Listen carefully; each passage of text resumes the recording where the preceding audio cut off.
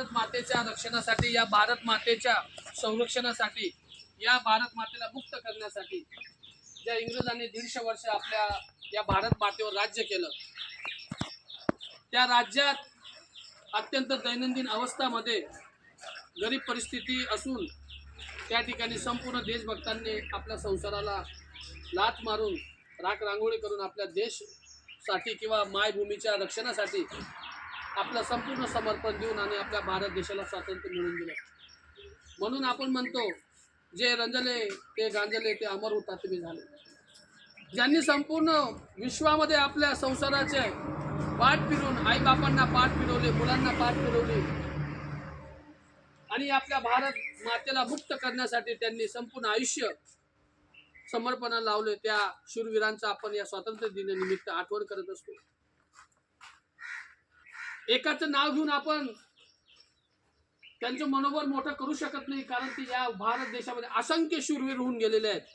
त्या शूरवीरांनी या भारत मातेसाठी आपलं रक्त या भारत भूमीवर सांडलं. मायबापू मित्रांनो, जीवनामध्ये जर पुढे जायचं असेल म्हणून संत सांगतात, मारावे परी कीर्ती रूपे उरावे. आपली कीर्ती जर अमर झाली पाहिजे तर आपल्या देशासाठी, या आपल्या सत्य सनातन धर्मासाठी, आपल्या या विश्वासाठी, भारत मातेसाठी आपण झटलं पाहिजे. मित्रांनो, जर खरा इतिहास पाहिला, या इतिहासामध्ये या विश्वामध्ये असे असे महात्मे जन्माला आले, असे असे शूरवीर जन्माला आले. त्या शूरवीरांनी आपल्या भारत मातेसाठी संपूर्ण आपलं आयुष्य बलिदान दिलं. आज जर आपण या परिस्थितीमध्ये पाहिलं, आपण मित्रासाठी करत नाही, गावासाठी करत नाही, घरासाठी सुद्धा करत नाही. आपण या विश्वामध्ये आता स्वार्थी बनून गेलेलो आहे. पण त्यावेळेस तसं नव्हतं. इंग्रजांनी एवढे जुलूम केले, आपण विसरून गेलो. तुम्ही इतिहास वाचा.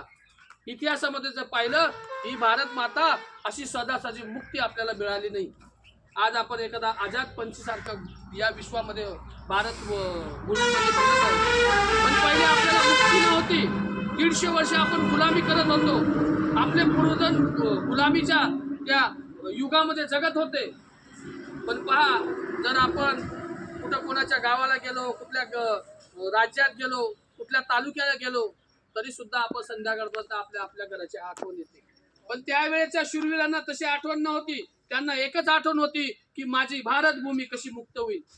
जर आपण या ठिकाणी विद्यार्थी आलेले आहोत, आपण जर 50 किलोमीटर 100 किलोमीटरहून या ठिकाणी येतो, 2 दिवस राहतो, 2-3 दिवसात आपल्याला करमत नाही.